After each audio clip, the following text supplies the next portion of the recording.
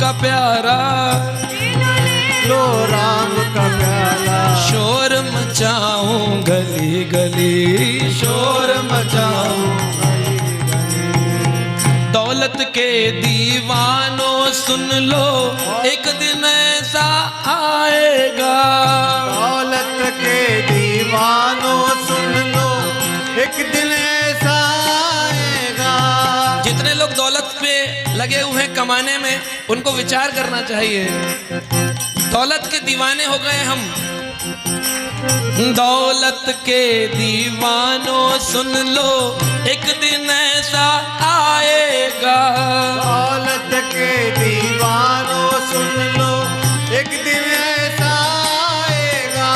धन यौवन और रूप खजाना यही धरा रह जाएगा। धन यौवन और रूप खजाना यही धरा रह जाएगा। सुंदर काया माटी होगी, सुंदर काया माटी होगी। चर्चा होगा गली गली। ले लो राम का प्याला, शोर मचाऊं गली गली। ले लो राम का प्याला, शोर मचाऊं। यत्र तुष्यति भारता स्त्री, स्त्रिया भरता च तुष्यति। तत्र वैश्मनी कल्याणम, संपदेतं पदे पदे।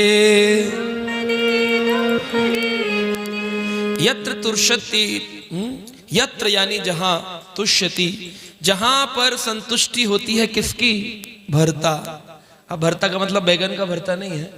भर्ता का मतलब होता है पति, जो परिवार को पोषण करता है, धन देता है, दौलत देता है, उसको क्या कहते हैं? भर्ता। पति, पालन करता ही थी पति। और इस पूरे जगत का पालन कौन करता है?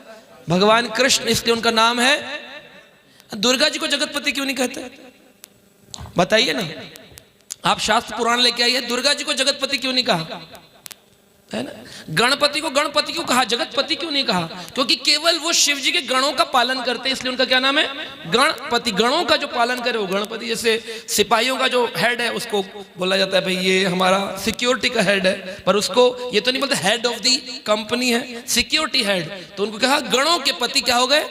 गणपति। दुर्गा को कोई जगतपति तो नहीं कहा। शिव जी को कहा जगतपति किसी जगह, कोई श्लोक, कोई प्रमाण, कोई शास्त्र, कोई चालीसा जहां पर शिव को कहा हो अरे शिव जी जगतपति है कहा। लेकिन इतने अज्ञानता में लोग हैं कि अपनी जो पुरानी रूढ़िवादी विचारधाराएं हैं उससे वो बदलना नहीं चाहते, और उसी के कारण हमारा समुदाय सनातन से क्या हो गया? मुसलमान हो गया। रूढ़िवादी विचार कैसे होते थे? पहले जमाने में लोग, श्रील प्रभुपाद बताते हैं कि अगर कोई व्यक्ति जा रहा हो अच्छा खासा हिंदू सनातनी, और उसके ऊपर कोई मुस्लिम व्यक्ति अगर थूक दे, पानी पीकर कुल्ला करके कर दे, तो उसके ऊपर जब पानी गिरेगा तो कहेंगे अब ये क्या हो गया? हमारे धर्म से ये विफल हो गया है, अब ये धार्मिक व्यक्ति नहीं है, हिंदू समाज में नहीं रह सकते, इसको अपने समाज से निकाल दो। और वो लोग क्या बनते गए? मुस्लिम मुस्लिम मुस्लिम मुस्लिम। और आज वही मुस्लिम आपसे बोल रहे हैं हमेरी मांगे पूरी करो, हमारे को देश तो हमको ये दो। उसका कारण कौन है? आप खुद हैं। क्योंकि आपने कभी ग्रंथ नहीं पढ़े, शास्त्र नहीं पढ़े, अपनी चालीसाएं लेके लड़ रहे हो, झगड़ रहे हो, तो कुछ नहीं होगा। आप एक दिन अपने परिवार का बेड़ा गर्क कर लोगे। अगर आप चाहते हो अपने परिवार को बचाना तो हर घर के अंदर क्या होना चाहिए? हर घर गीता, घर घर गीता, हर घर गीता, घर घर गीता। हर घर में गीता लेके जाओ। लेके जाओगे आप? आज मैं आपसे बोलूं यहां से गीता लेके जाइए, लेके जाएंगे आप? लेके नहीं जाएंगे, क्योंकि आप कहेंगे ये तो टीवी वालों का है, समाज का है, हम तो अपनी रजाई में आराम से हैं। वो तो यम के दूत जब आएंगे तो पता चलेगा कितने आराम से हो आप। उनके कोड़े कहते हैं यम के दूत बड़े मजबूत हैं, एक एक चीज का हिसाब होगा। तुमने हरि नाम छोड़ करके उल जलूल जीवन जिया अपना, अब खाओ कोड़े, क्योंकि तुम तल रहे थे पकोड़े। तब पता चलता है कि हमने अपना जीवन व्यर्थ कर दिया। यत्र तुष्यन्ति भर्ता, जिस घर में पति संतुष्ट है किसके द्वारा? स्त्री के द्वारा। तो स्त्री का कर्तव्य अपने पति को संतुष्ट रखना या गालियां देना। लेकिन भारत में तो अभी प्रक्रिया बदल गई है, गाली दे तो बोले हाँ पत्नी है। ऐसे 4 माताएं खड़ी हो और आपको पता करना हो कि आप वाली कौन सी है, तो किसी से पूछो तो पता चलेगा जो चिल्ला रही है इधर आओ तो वही है। एक बार एक बच्चे से किसी ने पूछ लिया स्कूल में, अध्यापिका ने, बेटा टेबल पर चाय किसने गिराई, इसको आपको अंग्रेजी में अनुवाद करना है। तो उसने बोला कि ठीक है मैडम मैं कर दूंगा। तो बोला अंग्रेजी में अनुवाद करके बताओ। तो उसने बता दिया कि भाई कैसे ये चाय टेबल पे किसने गिराई थी, who split the tea cup, किसने इस चाय के कप को गिराया। बोलिए अब अपनी मातृभाषा में बोलो। बोला वो क्या होता है? बोले जिस प्रकार से मम्मी बोलती है वैसी बोलो। तो बोले कि मम्मी जैसे बोलती है? बोले हाँ मातृभाषा यानी माँ की भाषा। तो बोले मातृभाषा, बोले मम्मी कहती है अबे तूने ये क्या कर दिया। तब पता चलता है बोले हाँ ये माँ की भाषा है। माता संस्कार देने वाली होती है, पिता संस्कार देने वाला नहीं होता। बच्चों के संस्कार आज अगर आपके बिगड़े हुए हैं तो वो आपकी माँ की जिम्मेदारी है। आज रावण को अगर आप देखें, ऋषि विशर्वा का पुत्र था, ऋषि विशर्वा का पुत्र था। आप पिता को गाली नहीं दे सकते, पिता को दोष नहीं ठहरा देते कि आपके कारण बच्चे खराब हो गए। इसकी पूरी रिस्पॉन्सिबिलिटी किसके ऊपर होती है? माता, क्योंकि माता संस्कार देने वाली है। संस्कारेण दोष माता। अगर किसी में संस्कार नहीं उसका दोषी कौन है? माता। और मूर्खेत दोषेण पिता, अगर बच्चा मूर्ख हो गया तो उसका दोष किसको लगेगा? पिताजी को लगेगा। दरिद्र दोषेण स्वतः, अगर वो गरीब रह गया है तो उसका दोष किसका है? उसका स्वयं। उसने मेहनत नहीं करी, जीवन में काम नहीं किया, इसलिए वो दरिद्र। तो संस्कार का दोष किस पर आता है? माँ पर। इसलिए उसका नाम है संस्कार। सन यानी पुत्र के ऊपर ऐसा निशान छोड़ दो, स्कार होता है ना, ऐसा निशान सन के ऊपर छोड़ दो कि आजीवन कोई पूछे कैसे पढ़ा, बोले मैं माँ की गोदी में था, गिर गया था तब पढ़ गया। संस्कार, इसलिए संस्कार। ऋषि विशर्वा का पुत्र राक्षस हो गया, रावण राम का विरोधी हो गया। क्यों? माँ के कारण। माँ के कारण। माँ उसकी केकसी राक्षसी थी। तो ऐसा नहीं राक्षसी मतलब कि बाल बिखेर लेती थी और सींग थे और हा ऐसी नहीं होती थी, नॉर्मल होती थी। उसके विचार भगवत स्वरूप नहीं होते थे, उसके विचार भगवान को शरणागत नहीं होते थे, इस कारण से उसको राक्षसी कहते थे। जिस स्त्री के भगवान कृष्ण भगवान राम को शरणागति नहीं है वो कौन है? मैं नहीं बोल रहा हूं, आप लोग बोल रहे हो, मैं नहीं बोल रहा। मैं केवल बता रहा हूं कि जो स्त्री शरणागत नहीं वो कौन हो गई? यत्र तुष्यन्ति भर्ता स्त्री। इसलिए स्त्री का कर्तव्य क्या है? भर्ता, पति का संतुष्ट करना। खाली पति का ही है, पत्नी का ही है, पति का कोई काम नहीं है। वुमेन आंदोलन करेंगे, वुमेन एम्पावरमेंट करेंगे, पति का क्या? बोले स्त्रिया भर्ता चतुष्यति। स्त्री को संतुष्ट करना उसके पति की जिम्मेदारी। संतुष्ट करने का क्या अर्थ है? तत्र वैश्वमणि कल्याणम। कहते हैं जिस घर में पति पत्नी दोनों एक दूसरों के विचारों से भिड़ेंगे नहीं, मिलेंगे। क्या करेंगे? मिलेंगे, भिड़ेंगे नहीं। कि तुम क्रिकेट देखोगे तो मैं सास बहू देखूंगी, तुम मंदिर जाओगे तो मैं घूमने जाऊंगी, तुम घूमने जाओगे तो मैं मायके जाऊंगी, तुम मायके जाओगे तो मैं ससुराल जाऊंगी। ऐसा वाला जो है ना सिस्टम, ये विरोधाभास। और विरोधाभास ने आज तक कभी किसी के घर को संतुष्ट नहीं किया। तत्र वैश्वमणि कल्याणम। स्कंद पुराण कहता है उस घर में कल्याण होता है जहां दोनों विचार करते हैं कि मैं कैसे उनको संतुष्ट करूं। पति कहता मैं कैसे उनको संतुष्ट करूं।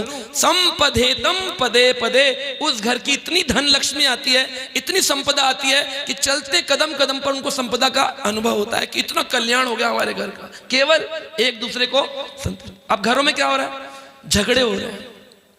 इतने झगड़े हैं, आप विश्वास नहीं करोगे कि मेरे व्हाट्सएप के ऊपर इतने झगड़ों के मैसेज हैं, इतने ऑडियो हैं।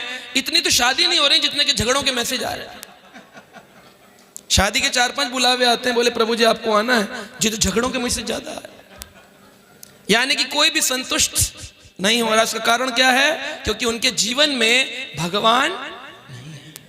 जिसके घर में भगवान नहीं है उसके घर में भवन, भवन में से भा निकाल दिया तो क्या बचा? वन। वन में कौन रहते हैं? प्रभु जी बता रहे हैं कि वहां जानवर रहते हैं वन में, और जानवर क्या करते हैं, आपस में लड़ते हैं। तो आपको लड़ना है या अपने घर में संपदा चाहिए, संपदा चाहिए तो उसके लिए यत्र तुष्यन्ति भर्ता स्त्री, स्त्री का कर्तव्य है अपने पति को संतुष्ट करे, और स्त्रियाम भर्ताम च तुष्यति, और पति अपनी पत्नी को संतुष्ट करे। क्या क्या करके संतुष्ट करना है वो हम चर्चा करेंगे। किसे संतुष्टि कहते हैं, केवल धन को संतुष्टि कहते हैं, आइए चर्चा करेंगे। मातरम पितरम वृद्धो ग्रस्तो योना पोष्यते, सा पुत्रो नरकम याति वेदानाम प्रपण्या ध्रुवम। मातरम पितरम वृद्धो, पति पत्नी को मिलकर अपने सास ससुर की क्या करनी चाहिए, सेवा। मातरम पितरम वृद्धो ग्रस्तो योना पोष्यते, जो माता पिता की सेवा नहीं करते वो क्या होते हैं, सा पुत्रो नरकम याति, वह पुत्र नरक में प्रवेश करता है। वेदानाम प्रपन्नो ध्रुवम, ये वेदों में कहा गया है।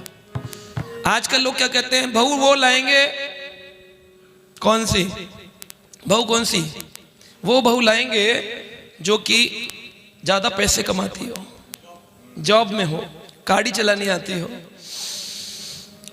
और उनको वो बहू नहीं चाहिए जो संस्कारी हो, जो भगवान की भक्त हो।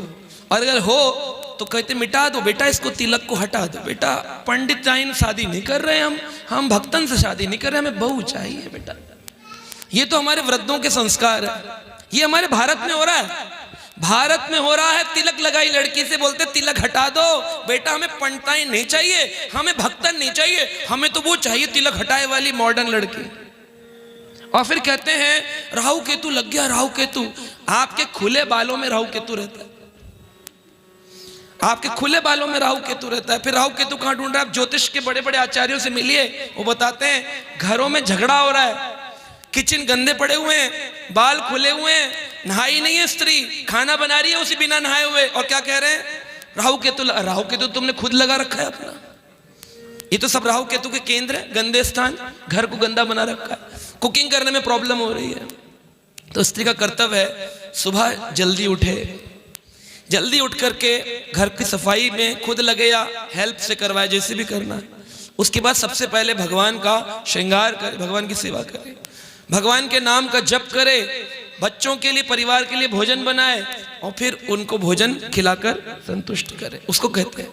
आज भी लोग कहते हैं माँ की दाल, कहते कि नहीं, आजकल माँ बना ही नहीं रही तो फिर क्या कहेंगे, जो माँ बना नहीं रही उसकी दाल को क्या कहेंगे, हाँ, मेड की दाल। बच्चे बोला करेंगे मुझे वो वाली दाल बहुत पसंद है, बोले कौन सी, जो मेड की दाल, बोले ये दाल कौन सी आती है, माँ की दाल सुनिए ना, माँ की दाल। तो माँ बनाती थी उसे माँ कहते थे, आज माँ केवल संतान उत्पत्ति करके भूल रही है कि मेरा कर्तव्य क्या है, और भूल ही जा रही है।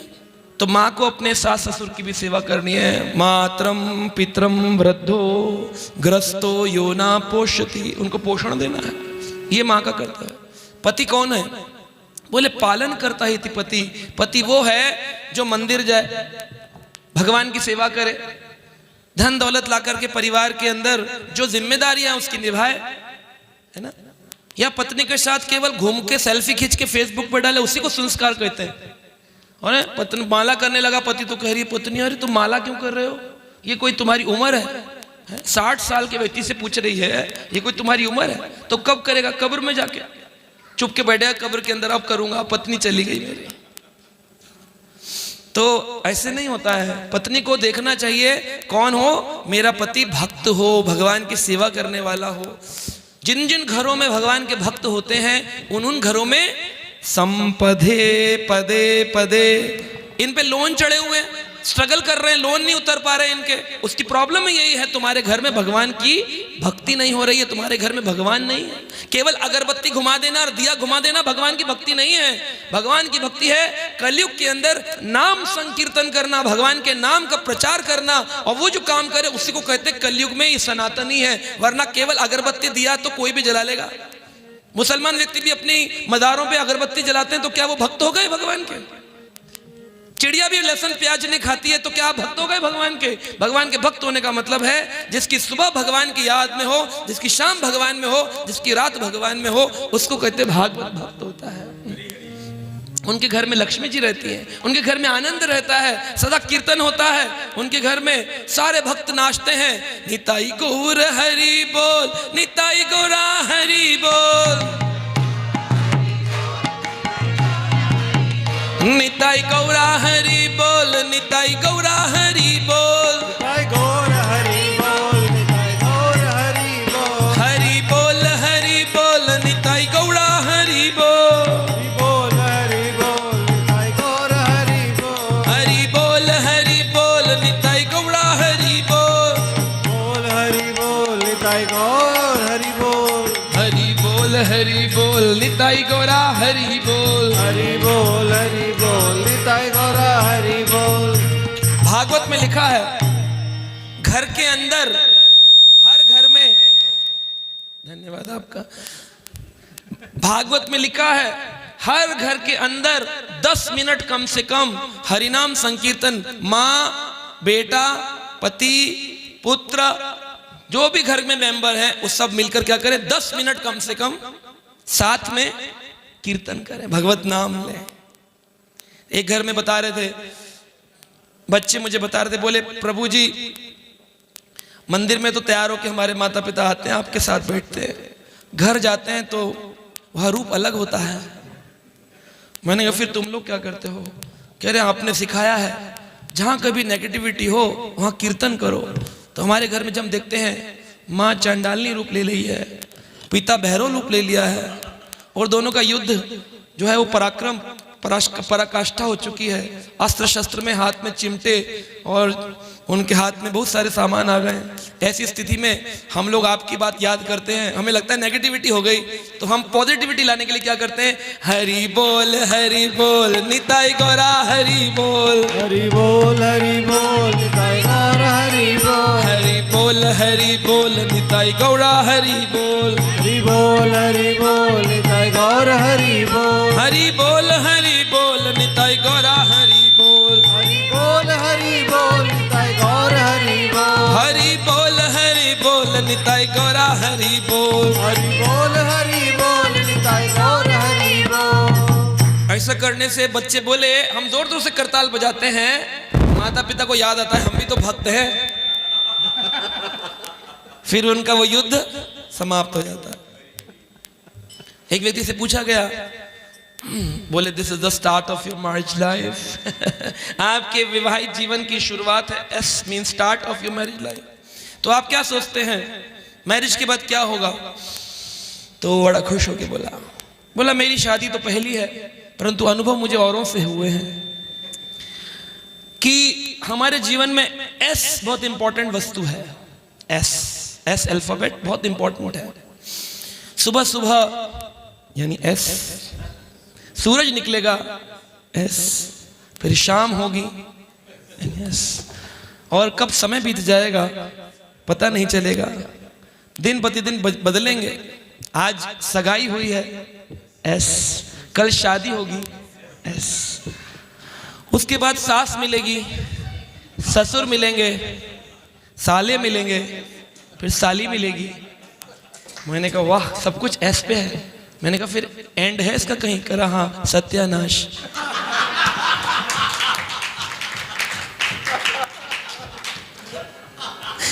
वो भी एस पे। तो बोला कि प्रभु जी इसको बदला जा सकता है? मैंने कहा एस। बोला वो कैसे? मैंने कहा श्याम सुंदर की शरण में शरणागति एस।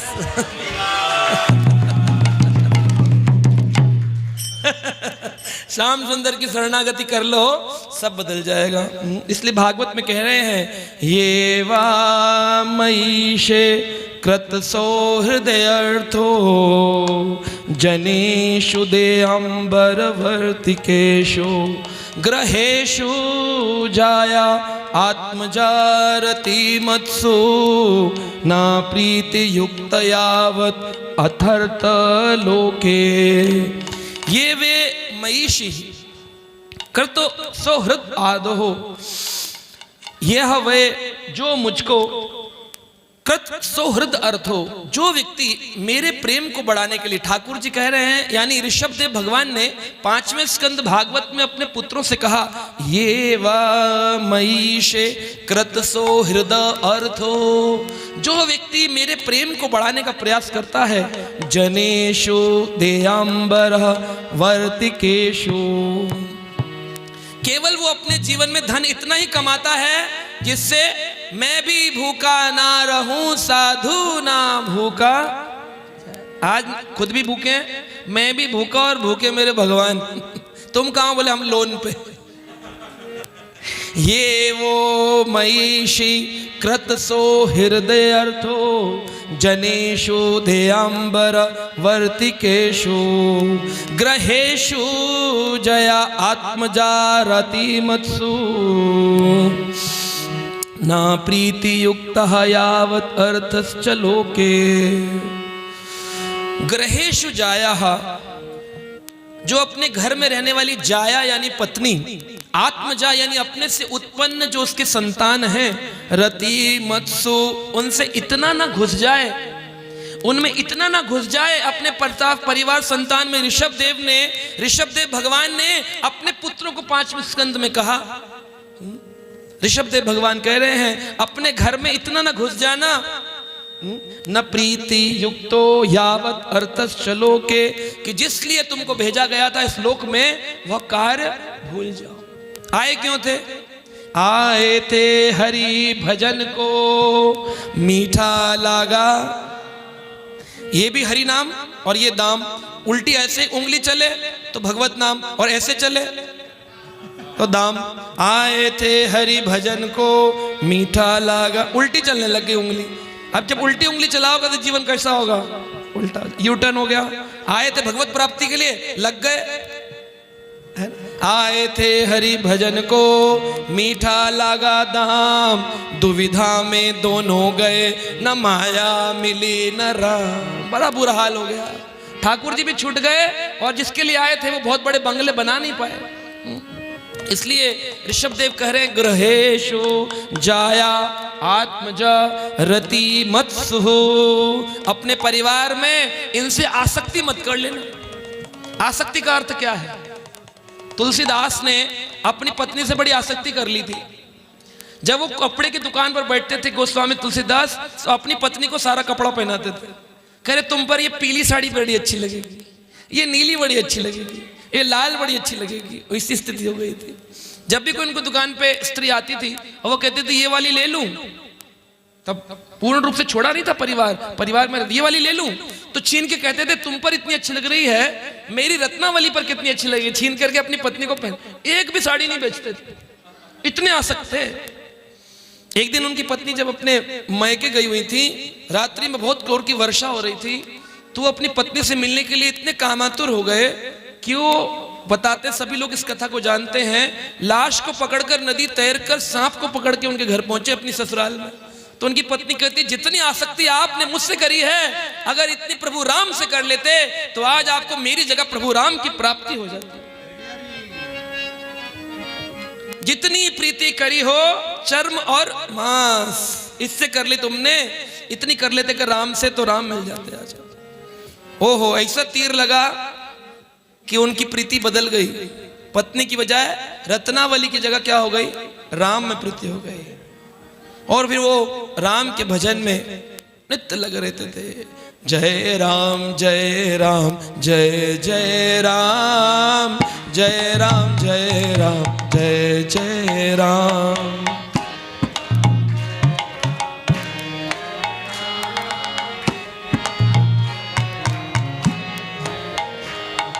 जय राम जय राम जय जय राम, जय राम जय राम जय राम। जय राम जय जय राम, जय राम जय राम जय जय राम। सीताराम जय सीताराम, सीताराम जय सीताराम। सीताराम जय सीताराम, सीताराम जय सीताराम। सीताराम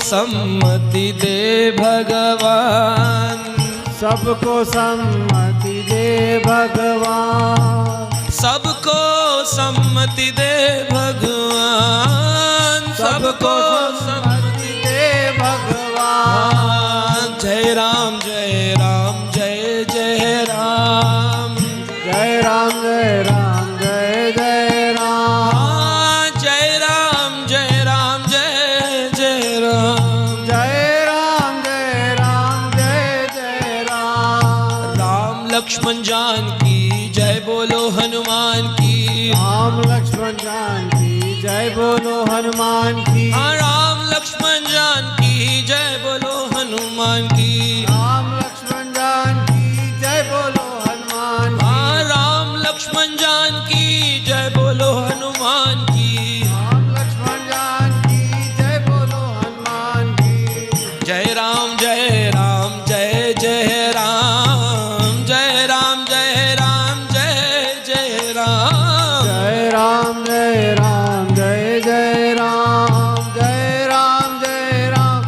जय जय राम, जय राम जय राम जय जय राम, जय राम जय राम जय जय राम, जय राम जय राम जय जय राम, जय राम जय राम जय जय राम। राधे श्याम भज राधे श्याम, राधे श्याम बोलो राधे श्याम, राधे श्याम जय जय राधे श्याम, राधे श्याम जय जय राधे श्याम, राधे श्याम जय राधे श्याम, राधे श्याम जय राधे श्याम, ओ राधे श्याम जय राधे श्याम, राधे श्याम जय राधे श्याम, राधे श्याम जय राधे श्याम, राधे श्याम जय राधे श्याम, राधे श्याम जय राधे श्याम। राधे श्याम जय राधे श्याम। भगवान का भजन नित्य घर में होना चाहिए। अगर आप अपने घर को भवन बनाना चाहते हो तो उस वन के अंदर भगवान को केंद्र बनाओ। घरों में भगवान के मंदिर तो हैं लेकिन भजन नहीं है।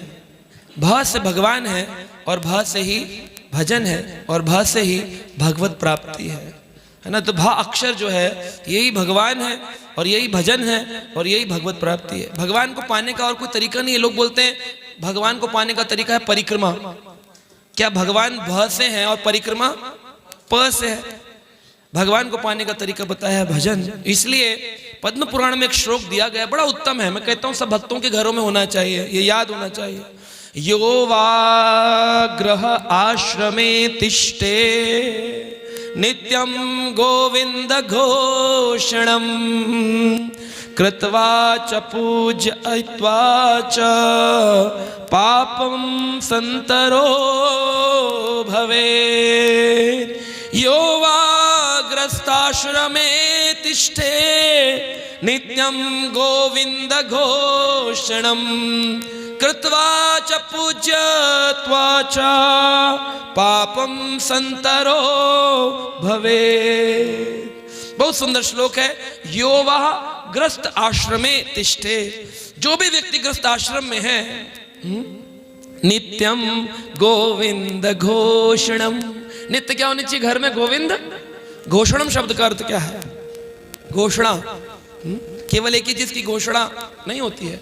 भगवान के नाम का कीर्तन, भगवान के नाम की कथा। पिताजी बैठ जाए और पुत्रों को और पत्नी को कथा सुनाए। कभी पुत्र बैठ जाए और पिता और माता को कथा सुनाए। कभी माता बैठ जाए और वो अपने परिवार को कथा सुनाए। उसको कहते हैं गोविंद घोषणम। और क्या लिखा है? नित्यम।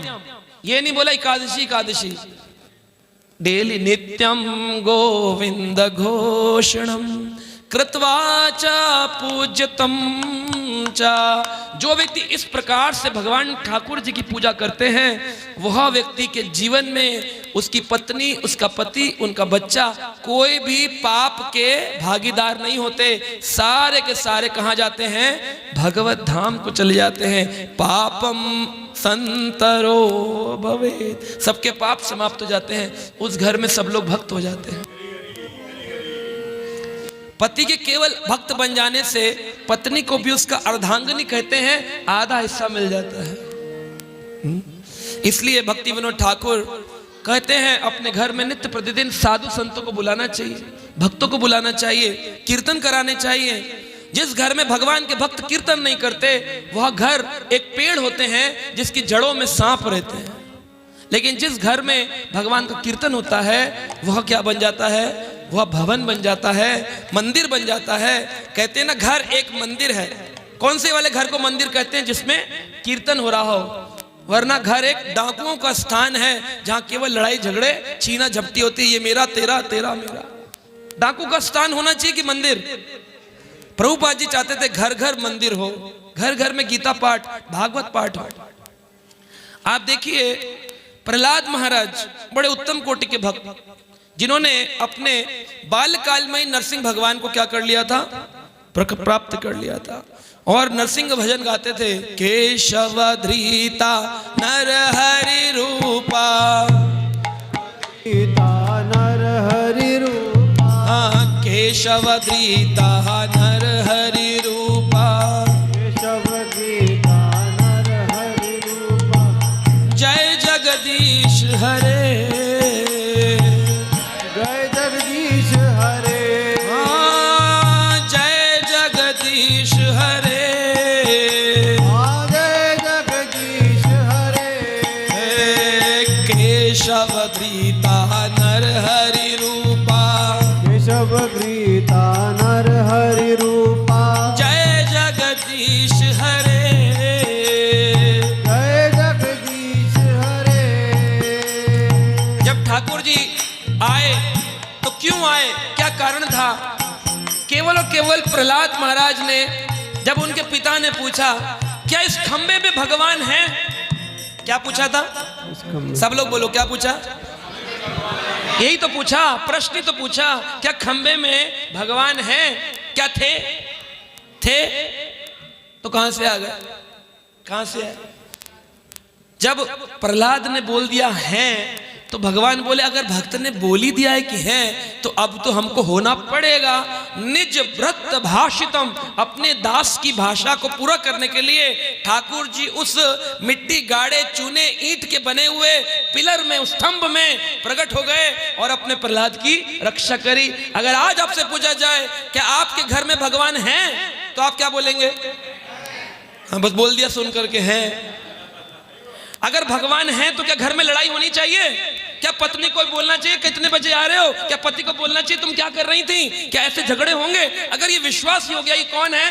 भगवान है। अगर ये विश्वास हो गया तो झगड़ा हो नहीं सकता, क्योंकि भगवान के आगे कोई लड़ नहीं सकता। पॉजिटिविटी के आगे नेगेटिविटी रहे, प्रकाश के आगे अंधकार रह नहीं सकता है। तो क्या भगवान के आगे कोई झगड़ेगा? अगर आप झगड़ा कर रहे हो इसका एक ही अर्थ है, आपने अपने घर में केवल मूर्ति लगाई है, भगवान आज तक आपके घर में कभी आए नहीं है। आएंगे कब? निज व्रत भाषितम, मेरा भक्त बोलेगा हाँ ये भगवान है तो फिर भगवान आएंगे। तब आते तो क्या आ जाएंगे कि नहीं आएंगे? आएंगे कि नहीं आएंगे? किस पर आएंगे? आपके विश्वास पर। निज व्रत भाषितम, अगर आपने बोल दिया तो आना पड़ेगा भगवान। केशव धृता नर हरि रूपा, जय जगदीश हरे, जय जगदीश हरे। केशव धृता नर हरि रूपा, जय जगदीश हरे, जय जगदीश हरे, जय जगदीश हरे। स्वामी जय जगदीश हरे, स्वामी जय जगदीश हरे। ठाकुर जी प्रकट हुए अपने भक्त के लिए, भाषा को पूरा करने के लिए। अब प्रहलाद ने क्या मांगा? प्रहलाद ने मांगा कि प्रभु आप देना ही चाहते हो तो क्या दो, मुझे ये वर दो कि मेरी मांगने की इच्छा ही, ये बोला था। ऐसे शुद्ध भक्त प्रहलाद, उनके बारे में एक कथा है जो कि विष्णु पुराण में लिखी है, आप हैरान हो जाएंगे। एक दिन प्रहलाद भजन कर रहे थे, भजन करते करते जब करते करते प्रहलाद के मन में एक भाव आ गया। बोला जिसने मेरे भगवान ने, जिसने मेरे पिता को मार दिया वो भगवान किससे हो सकते हैं? देखो एक छोटा सा रंच मात्र संशय भी भक्त को अपने मार्ग से गिरा सकता है। कई बार लोग बोलते हैं वो तो इतनी अच्छी भक्ति कर रहे थे, वो गिर कैसे गए? केवल संशय आत्मा विनश्यति। जब भी व्यक्ति को संशय हो जाएगा उसका पतन निश्चित है। संशय आत्मा विनश्यति। तो प्रहलाद ने, विष्णु पुराण में आता है, प्रहलाद जो थे वो हिरण्यकश्यप जिस काल में मारा गया, तो च्यवन ऋषि एक बार उनके घर पे आए और उन्होंने पूछा कि नैमिषारण्य कभी गए हो प्रहलाद? कहाँ गए हो? नैमिषारण्य जहां पर ब्रह्मचक्र गिरा हुआ है, चक्र तीर्थ है, और वहां भागवत कथा सूत गोस्वामी ने 88,000 ऋषियों को सुनाई। उस स्थान को कहते हैं नैमिषारण्य। नैमिषारण्य कभी नैमिषारण्य गए हो? तो च्यवन ऋषि ने कहा उससे उत्तम पवित्र स्थान कोई नहीं है। और प्रहलाद ने कहा ठीक है, मैं नैमिषारण्य जाऊंगा। नैमिषारण्य जाने के लिए वो नैमिषारण्य की यात्रा करी, रथ पर आरूढ़ हुए और नैमिषारण्य पहुंच गए। वहां पर उन्होंने एक कुटिया देखी जिसमें 2 साधु थे, और उन साधुओं के कुटिया के बाहर तरकस और तीर पड़े थे, तलवारें पड़ी थी। तो प्रहलाद ने सोचा कि तरकस तीर तलवार पड़ी है तो यानी फिर ये साधु हैं या तो क्षत्रिय हैं। व्यक्ति एक ही रूप ले सकता है, या तो क्षत्रिय का या तो साधु, दोनों रूप ले सकता है। आज भारत में पुकार है साधुओं को शस्त्र उठाने चाहिए। भैया शस्त्र उठा लेगा तो क्षत्रिय हो जाएगा, उसको क्या होना चाहिए? साधु होना चाहिए। साधु ब्राह्मण अलग है, क्षत्रिय साधु अलग है। अर्जुन क्षत्रिय साधु थे, अर्जुन क्षत्रिय साधु थे। तो हम सबको क्षत्रिय साधु बनने की जरूरत नहीं है, लेकिन कुछ कुछ बन सकते हैं जिनकी सेवा हो। तो इस प्रकार से उन्होंने बोला, और प्रहलाद बड़ा सरप्राइज हो गए। प्रहलाद बड़े आश्चर्यचकित हो गए कि साधु की कुटिया भी है और धनुष बाण भी पड़े हैं। तो उनके अंदर गए, उनसे पूछा कि भाई ये कैसे पड़ा हुआ है यहाँ पर तरकस तीर? अब प्रहलाद कौन है? ब्राह्मण है, क्षत्रिय, वैश्य की शूद्र है? क्षत्रिय है, क्योंकि हिरण्यकश्यप वंश के असुर कुल के क्षत्रिय राजा के पुत्र हैं, तो फिर इसलिए क्षत्रिय है। तो उनको धनुष तरकस तीर देख करके प्रश्न चिन्ह उठ गया, ये कैसे है? तो उन्होंने उनसे पूछा भी क्यों रखा है? तो साधु बोले दोनों कि देखो जब जैसी जरूरत पड़ती है हम वैसा रूप ले लेते हैं। तो प्रहलाद को ये बात पसंद नहीं आई।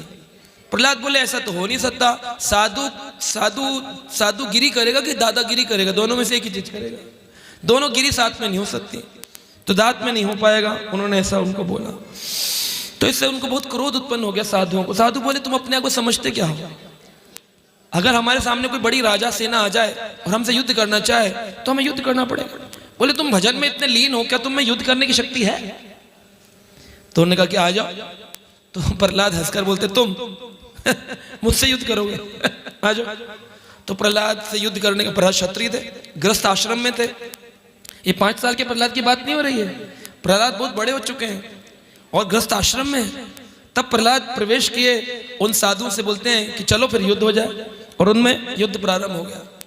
युद्ध प्रारंभ हुआ तो प्रहलाद तीर चलाए, उधर से वो साधु तीर चलाए, प्रहलाद तलवार चलाए, उधर से तलवार चले, वो गदा चलाए, उधर से गदा चले। युद्ध कब तक चलता रहा? 1000 दिव्य वर्षों तक युद्ध चलता रहा। 1000 स्वर्गिक युगों तक युद्ध चलता रहा। एक स्वर्ग का दिन भारत में, पृथ्वी पर एक वर्ष गुजर जाता है, और यानी कि वहां का एक दिन यहाँ का 1 वर्ष, और वहां के 365 दिन का 1 वर्ष, और वहां के ऐसे 1000 वर्षों तक प्रहलाद और साधु युद्ध करते रहे। युद्ध चलता रहा, कोई जीत नहीं पा रहा था। जब ये प्रकार का युद्ध चलता रहा तो फिर प्रहलाद ने उनसे पूछा भैया आप इतने शक्तिशाली साधु हो कैसे गए? अब मुझे पहले मुझे ये आश्चर्य था कि साधु लड़ भी सकते हैं, और अब मुझे आश्चर्य है कि आप साधु के वेश में हैं कौन जो लड़ सकते हैं? कौन है आप? तब भगवान नर और नारायण ने अपना रूप दिखाया कि हम नर नारायण हैं। एक गोरे रंग के थे, एक श्याम रंग के थे। ठाकुर जी श्याम रंग के थे और नर जो थे वो गोरे रंग के थे। नर नारायण ने अपना रूप दिखाया। तब प्रहलाद चिंतित हो गए, बोले कि नर नारायण आपको ये क्या जरूरत पड़ी आपको इस रूप में आने की? बोले एक दिन तुम्हारे मन में यह आ गया था ना, एक बार तुम जब भजन कर रहे थे, जब करते करते तुम्हारे मन में आ गया था ना कि भगवान ने मेरे पिता को मार दिया। अगर मैं बलशाली होता तो युद्ध करता, मैं तो घबरा गया था, मैं भगवान के उसमें चला गया। ऐसा तुम्हारे मन में आया? तो केवल विचार ही किया था, उस विचार का फल भगवत ठाकुर जी ने ऐसा दिया। अब भगवान की इस बात को सुनकर प्रहलाद को बड़ी गिल्टी हो गई। अब भक्त के जीवन में ये नहीं होता कि एक बार देखो, भगवत प्राप्ति होने के बाद भी प्रहलाद के जीवन में एक बार ये प्रश्न आया है। तो बड़े बड़े भक्त होते 16 माला कर रहे हैं, अचानक से कोई संशय आएगा, भक्ति छूट जाएगी उनकी। और फिर उनको ऐसी कथाओं में इसलिए कहते हैं साधु संग सर्व शास्त्र कहे, लव मात्र साधु संग सर्व सिद्धि है। साधु संग सर्व शास्त्र कहे, लव मात्र साधु संग सर्व सिद्धि है। साधु संग सर्व शास्त्र कहे, लव मात्र साधु संग सर्व सिद्धि हो जाएंगी अगर केवल साधु भक्तों के संग में रह लिए। कई बार लोग सोचते हैं हम अकेले रहकर भजन कर लेंगे, हो नहीं पाएगा। भरत महाराज ने अकेले रहकर भजन करना चाहा, हिरण से आसक्त हो गए, अगले जन्म में हिरण बनना पड़ा। भागवत का प्रमाण है, चंपक की कथा नहीं है।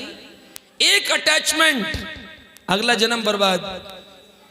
इसलिए अगर कोई व्यक्ति अपने जन्म कहते अगले जन्म में ना जाने क्या बनेंगे, आप जानते हैं क्या बनेंगे, क्योंकि जो आप कर रहे हैं वही आप अपने अगले जन्म का निर्माण कर।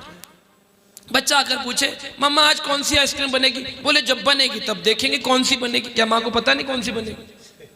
अगर दूध वाली बने तो दूध वाली बनेगी, पानी वाली बने तो पानी वाली बनेगी, फ्लेवर वाली बने तो फ्लेवर वाली। माँ को पता नहीं है क्या? तो हम सबको पता होता है। क्या कोई डॉक्टर बनता है? प्रभु जी डॉक्टर है। जब आप मेडिकल कॉलेज में गए थे पहले साल, तो 5वें साल बाद आप इंजीनियर बनकर निकले कि डॉक्टर बनकर निकले? कई बार लोग बोलते हैं अजी किसको पता इतना माला वाला करने का फल मिलेगा कि नहीं मिलेगा। किसने देखा? हमने देखा, आपने देखा, सबने देखा। जिसने जिसको ज्वाइन किया उसने वैसा फल पाया। अगर मेडिकल कॉलेज में गए तो 5 साल बाद डॉक्टर ही बनोगे, इंजीनियर नहीं बनोगे। तो जो मंदिर जाएगा वो 5 साल बाद भक्ति बनेगा, भौतिक संसार का इंसान नहीं बन सकता है। और जो भौतिकता में लिप्त है, सुबह सुबह फोन मिला दिया, हाँ जी बहन जी कैसी हो, चाची कैसी हो, सारा दिन इसमें निकाल रही है माताएं घरों में, फोन पे लगी पड़ी है। फोन भी कह रहा है माता तू ना थकी हम थक गए, हमें थोड़ा सा नीचे रख दो। कई बार वो बोलती हैं इतना गरम गरम क्यों लग रहा है? कर तुम 4 घंटे से लगी पड़ी हो, फोन पर बात कर रही हो। सारी डिटेल बताती है माताएं घर में, मैंने इसकी रोटी बनाई, इसका मक्खन बनाया, इसका ये बनाया। 4 घंटे फोन चल रहा है। फोन की बैटरी वो वाली कहती है जाकर जब दुकान में जाती है शॉपिंग करने, वो वाला फोन देना 7-8 घंटे तक गर्म ना हो, और खुद 5-5 मिनट पे गर्म हो सकती है।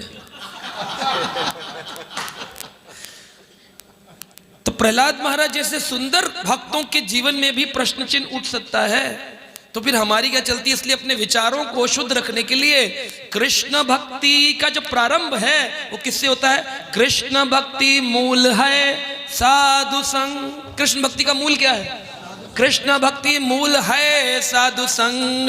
कृष्ण भक्ति उपजे पुनः मुख्य अंग। अब ये मत समझना हम तो बड़े इंटेलिजेंट हो गए, अब तो हम अकेले रह सकते हैं, कुछ भी कर सकते हैं, हमको क्या मंदिरों में जाने की जरूरत है? क्या भगवान घर में नहीं होता? होता है, लेकिन उसके लिए तुमको मंदिर जाना होता है। साधुओं के पास जाओ या साधुओं को घर में बुलाओ, अकेले काम नहीं चलता नहीं है। इसलिए घर के अंदर यो वा गृहस्थ आश्रम तिष्ठे नित्यम गोविंद घोषणम। नित्य गोविंद घोषणा होनी चाहिए घर में। हरे कृष्णा कृष्णा कृष्णा हरे राम राम। इसलिए गृहस्थ जीवन को आश्रम कहा गया। क्या कहा है? हाँ, गृहस्थ आश्रम को आश्रम। ये 2 शब्द हैं, गृहस्थ आश्रम और ग्रह मेधी। मेधी का मतलब है बुद्धि।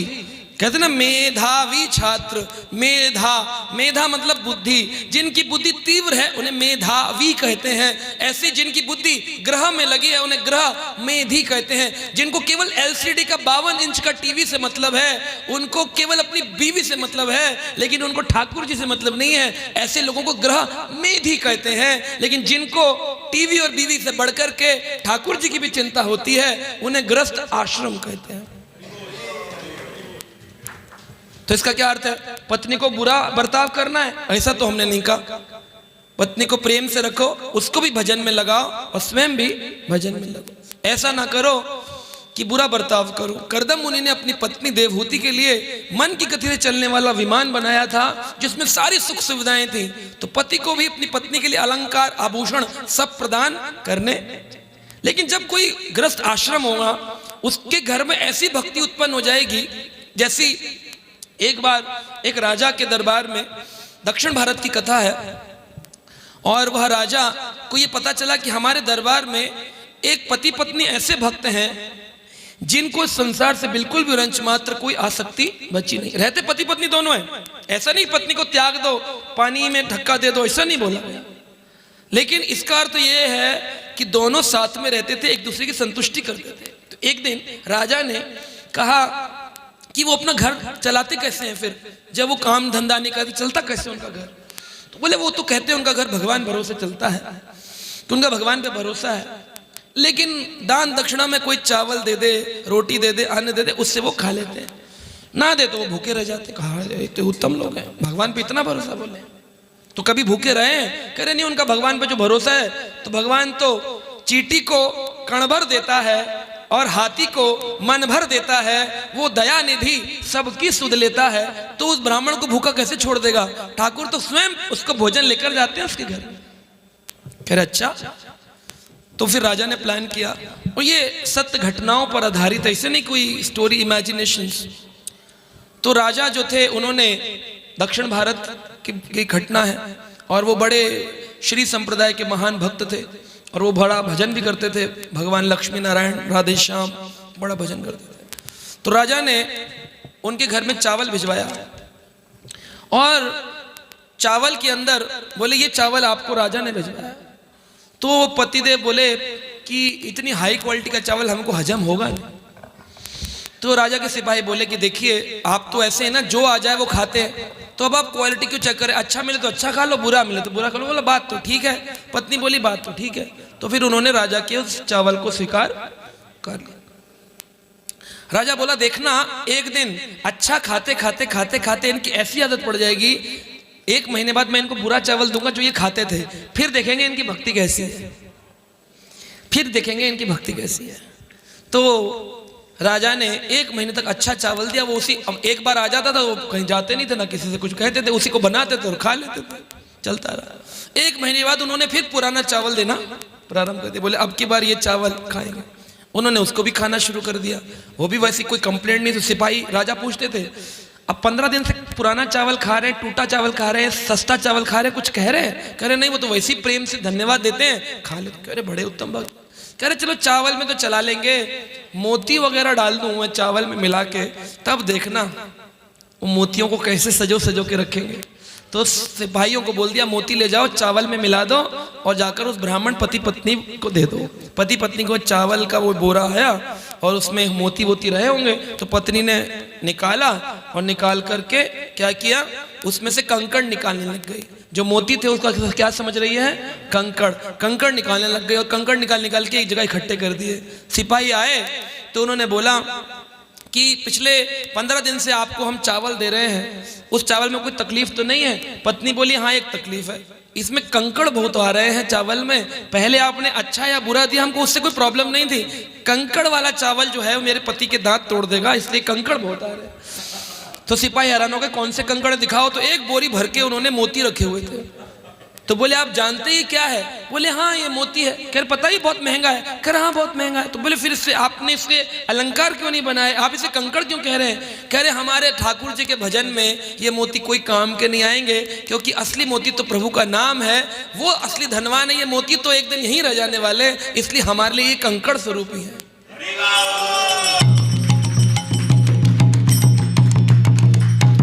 इसको कहते हैं असली जीवन है। यहां पर दूसरे का कंकड़ उठाकर अपनी जेब में रख ले। स्थिति ऐसी हो चुकी है, लोगों को फ्री में फिनाइल मिल जाए तो खा ले। फ्री के चक्कर में पड़े हुए लोग, एक के साथ एक फ्री। मूल रूप से लूट रही है दुनिया आपको, और आप लुटवा रहे हैं क्योंकि आपकी बुद्धि समाप्त हो चुकी है। जितना जितना स्मार्टफोन बढ़ता चला जा रहा है, उतना उतना नॉर्मल बुद्धि डल होती चली जा रही है। फोन स्मार्ट, मेमोरी डल। बाहर हैप्पीनेस, लेकिन अंदर सैडनेस। पहले संयुक्त परिवार होते थे, 137 लोग मैंने अपने परिवार में देखे हैं। 137 लोग इकट्ठे रहते थे। आज घटते घटते घटते घटते लोग पति पत्नी रहने लग गए। बोले इसको कहते हैं न्यूक्लियर फैमिली। अगर सास ससुर भी रहे तो उसको ज्वाइंट फैमिली कह देते हैं। ज्वाइंट फैमिली सास ससुर होते हैं क्या? न्यूक्लियर फैमिली पति पत्नी। और अभी तो माइक्रो न्यूक्लियर हो गई है। पति अलग रहता है, पत्नी अलग रहती है, पत्नी कहीं रहती है, पति कहीं रहता है। कभी कभी मिलते 6 महीने में एक बार, जैसे मौसम मिलते हैं ना, सर्दी गर्मी, उससे मिलते हैं 6 महीने में। इसको कहते हैं माइक्रो न्यूक्लियर। ये किस पर आधारित है? क्या ये गृहस्थ आश्रम चलाना चाह रहे हैं? ये केवल शरीर के सुंदरता पर, आकर्षण पर विवाह हो रहे हैं। ऐसे विवाह ज्यादा लंबे समय चलते नहीं हैं, और चलेंगे भी तो धक्का पे, लड़ाई झगड़ों के साथ चलेंगे। उधर से बम गिरेंगे, इधर से तोप चलेंगे। एक बार एक व्यक्ति की शादी हुई, उससे किसी ने पूछा, उसकी आंटी ने बोला, बेटा तुम कहाँ के हो? जैसे पूछते कहाँ के रहने वाले हो, तो बेटा तुम कहाँ के हो? अब नई नई शादी हुई थी, अपनी ससुराल गया था, तो पड़ोसी पूछते ना, दामाद जी जब आते तो लोग बड़ा इनवाइट करते, दामाद जी को लाइए हमारे घर खाने पे, भोजन पे। तो किसी ने पूछा उनकी आंटी ने लड़की की, बेटा तुम कहाँ के हो? बोला कहीं का नहीं। कह रहा मतलब? कह रहा जब से शादी हुई मैं कहीं का नहीं रहा। उत्पन्न तो मैं मध्य प्रदेश में हुआ था, लेकिन अब कहीं का नहीं। तो ये तो विनोद की बातें देखो, लेकिन शास्त्र संबद्ध ये है असली गृहस्थ जीवन क्या है। चाणक्य पंडित कह रहे हैं, विभागशीला सततम क्षमायुक्तो दयालुकः ग्रस्तस्तु समाख्यातो न ग्रहेण ग्रही भवेत। न ग्रहेण ग्रही भवेत। ग्रही मतलब जो घर में रहता है उसको ग्रही कहते हैं। अग्रहेण मतलब जो घर है। न ग्रहेण ग्रही भवेत।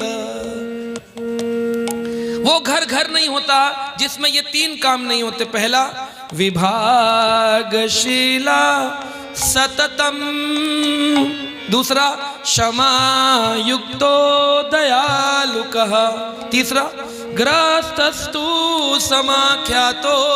इस व्यक्ति को ग्रस्त कहते हैं। न ग्रहेण ग्रही भवे। 3 मुख्य काम हर ग्रस्त को करने चाहिए। पहला, चाणक्य पंडित ने कहा, विभागशीलः सततम। सततम यानी कॉन्टिन्यूअसली, एक भी दिन रुकना नहीं है। विभागशील हो जाओ। क्या होता है विभागशील?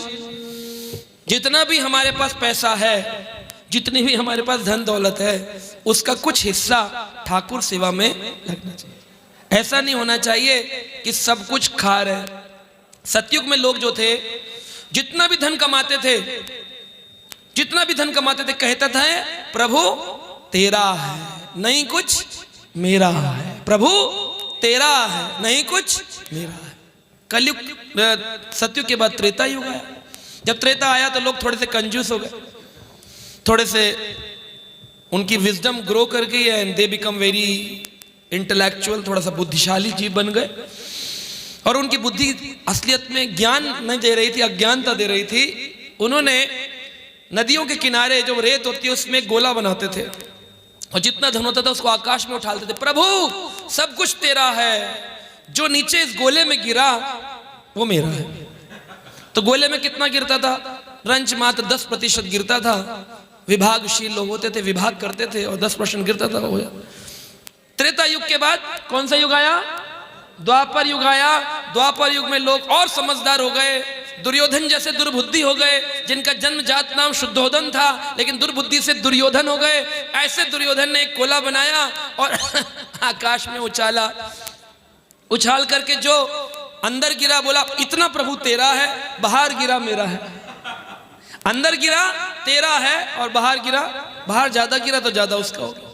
कलयुग की बुद्धि और बढ़ गई, कलयुग के जीवों की बुद्धि ऐसी बढ़ गई, उन्होंने सबसे पहले तो गोला मिटाया, उसके बाद आकाश में उछाला, बोले जो ऊपर रह गया वो तेरा है, जो नीचे आ गया वो मेरा है। ऐसे लोग हो गए लालची, ये लालची हैं। तो पहले तो थे कंजूस, आजकल कौन से हैं? मक्खी चूस जो मक्खी को भी कहते हैं वेस्ट क्यों करूं दूध इतना, इससे वाले है ना, दाम के दाम, आम के आम, गुठलियों के दाम। तो ऐसे लोग हैं। तो विभागशील होना चाहिए व्यक्ति को, अपनी आय का कुछ हिस्सा, कितना हिस्सा? श्रील रूप गोस्वामी ने कहा है 50%। अब 50 तो देने में 90% लोग तो उठ के चले जाते, कह रहे ये वाला प्रोग्राम ठीक नहीं है। तो मैं बोलता हूँ भाई 50% मैंने ठाकुर जी को देने को कहा था, 50% उठकर जाने को नहीं कहा था यहाँ से। तो 50% सुनकर लोग घबरा जाते हैं, लेकिन इतना देना चाहिए कम से कम 10% अपना विभागशील, इसको कहते हैं विभागशील। उस व्यक्ति को विभागशील होना चाहिए, डोनेशन देना चाहिए, चैरिटी करनी चाहिए, बड़ी चैरिटी। बोलते तो बहुत बड़ी बड़ी बातें हैं, हम बड़े दानी हैं, हमने ये कर दिया, हमने वो कर दिया। पता चलता है जब परसेंटेज निकालो तो फिर ये दान देने आते हैं मार्च के महीने में, फिर है ना हमको बोलते हैं प्रभु जी वो 80G मिल जाएगा, हमको इनकम टैक्स बचाना है तो कुछ तो ठाकुर जी को देना पड़ेगा। देते तो नहीं हो, इनकम टैक्स में वेस्ट हो जाए तो सोचा इससे अच्छा थोड़ी कृपा ही मिल जाए। बड़े समझदार हो ना, ठाकुर जी तो फाइनेंस जानते नहीं है। अरे तुम्हारे से करोड़ों फाइनेंस को चलाने वाले, पूरी पृथ्वी में सूरज चंद्रमा को इधर से उधर करा देने वाले, अनंत कोटि ब्रह्मांड को चलाने वाले कृष्ण कन्हैया जो दुनिया को छलने वाले, उनको छलोगे तुम? क्या छलोगे तुम? छलिया को कोई छल सकता है? तब 80G की कामना से कुछ कहते 35 AC मिल जाएगा, 100% रिबेट है ना। हाँ, लालची। हमें कोई प्रॉब्लम नहीं, हम दे देते हैं, चलो आज नहीं तो कल। जहां धन जाता है वहां एक दिन मन भी जाता है, क्योंकि कहते हैं ये हमने दे रखा है, यहां पर धन हमने दे रखा है। जहां धन जाता है वहां मन जाता है, और जहां मन जाता है वहां एक दिन तुम्हारा तन भी जाता है। इसलिए धन देना गलत नहीं है, प्रारंभ के लिए चलो मार्च में ही दे रहा है, दे तो रहा है तो वो भी अच्छा है, लेकिन ठाकुर जी को देना चाहिए हर महीने, नित्यम सततम, विभागशीला सततम। दूसरा है क्षमा युक्तो, फॉर गिविंग, उसको माफ करने वाला होना चाहिए। असली ग्रस्त व्यक्ति को ज्यादा रंच मात्र भी रोष पाल के रखना नहीं चाहिए। लोगों ने लंबी लंबी लड़ाइयां रख रही हुई मन के अंदर, वो मौसी की चाची के लड़के की, उसमें गए थे शादी में, हमारे साथ अच्छा व्यवहार नहीं हुआ था, अब की बार बुआ की चाची की बेटी की लड़की की शादी में जाएंगे ना तो फिर हम भी वैसे ही व्यवहार करेंगे। उन्होंने हमारे यहाँ नहीं खाया था, हम भी उनके यहाँ नहीं खाएंगे। उन्होंने 11 रुपए दिए थे, हम भी 11 रुपए देंगे। और नोट भी बनाते हैं प्रॉपरली, इसके घर से कितना आया। फिर चलने से पहले जब देने जा रहे होते हैं तो निकालते हैं वाली डायरी, कर देखो है पंकज चाचा के घर से कितना आया था। बोले उनके घर से टूटा हुआ प्याला आया था। कह कितने रुपए का होगा? कह 500 रुपए का होगा प्याला। कह अच्छा 500 रुपए का होगा, टूटा हुआ था तो 200 ही मान लो, है ना। तो हमने खाना कितना खाया होगा?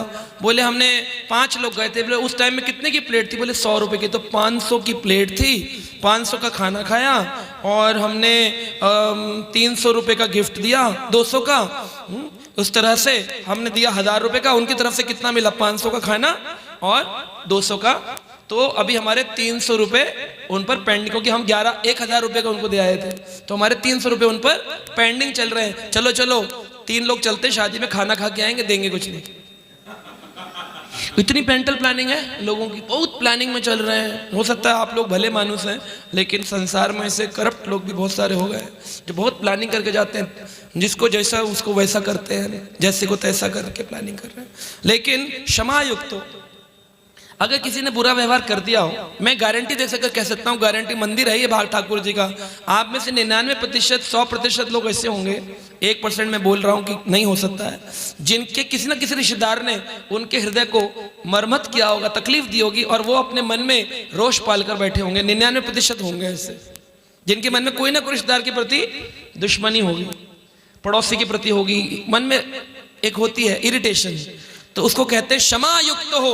अगर आप क्षमा युक्त नहीं है, फॉरगिविंग नेचर नहीं है, तो जब हाथ में कोयला लेकर किसी के मुंह पर डालते हो ना कि मैं तेरा मुंह जला दूंगा, उससे पहले अपना हाथ स्वयं जलता है। तो जो क्षमा युक्त नहीं है वो अपने दिल को जला रहे होते हैं। और फिर गाते हैं, सीने में जलन दिल में तूफान सा क्यों है, इस शहर में हर शख्स परेशान सा क्यों है। तुमने जलन तो खुद पैदा करी हुई है, क्षमा कर दो, वहां जलन शांति में बदल जाएगी, अंदर इतनी शीतलता आ जाएगी। क्षमा युक्त हो, क्षमा युक्त हो जा। कोई कुछ भी कर दे, फॉरगिव, माफ माफ माफ, जितना माफ करोगे उतने आनंद में रहोगे। ये सूत्र है, माफ आप करके देख लेना। जिसने बुरा किया हो उसको मन से निकाल दो, आपका दिल में ठंडक पड़ेगी कि नहीं पड़ेगी? आप निकाल नहीं पा रहे हो, यही आपका प्रॉब्लम है। क्षमा युक्त हो।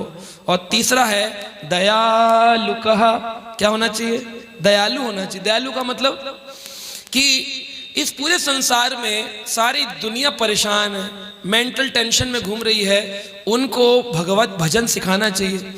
आपके अड़ोस पड़ोस में कोई रहता है, आपके रिश्तेदारी में कोई है, प्रयास करो उसको भी भगवत नाम दो। जैसे माता जी ने यहाँ कार्यक्रम करवाया, प्रभु जी ने, कि अपने रिश्तेदारों को बुला करके, इसमें से हो सकते हैं 50% लोगों की इच्छा नहीं होगी कि क्या यार शादी में कथा करवा दी यार, हम कहाँ इनको डांस वान डीजे पार्टी होती है, क्या कथा कुथा करवा दी, ऐसे मन में आता है। 50% लोग ऐसे है संसार में। लेकिन ये इन गृहस्थ व्यक्ति का कर्तव्य है कि उनको इनवाइट करें और उनको हरि कथा सुनवाएं। इससे क्या होगा? गृहस्थस्तु समाख्याति, इन गृहस्थ की ख्याति फैलेगी पूरे विश्व में। और न ग्रहेण ग्रहे भवेत्, इनका घर क्या बन जाएगा? ठाकुर जी का मंदिर बन जाएगा। इनके घर में मंदिर हो जाएगा। देखिए इनके घर में ठाकुर जी रहते हैं, राधा रास बिहारी, है ना। ये ठाकुर जी कैसे हैं? जिस घर में भगवान है उसी को मंदिर कहते हैं, है ना। एलसीडी लगाने से, लाइट लगाने से मंदिर नहीं होता। देखिए ना, मंदिर जैसा हमने कितना अच्छा बनाया है। अरे मंदिर जैसा नहीं होता है, मंदिर में विग्रह होना चाहिए और जो ग्रस्त लोग हैं वो भक्त होने चाहिए, तब वो मंदिर कहलाता है। और जिसमें मंदिर होता है वहाँ क्लेश नहीं होता है, वहाँ केवल परम शांति होती है। हरे कृष्णा कृष्णा कृष्णा हरे हरे, हरे राम राम।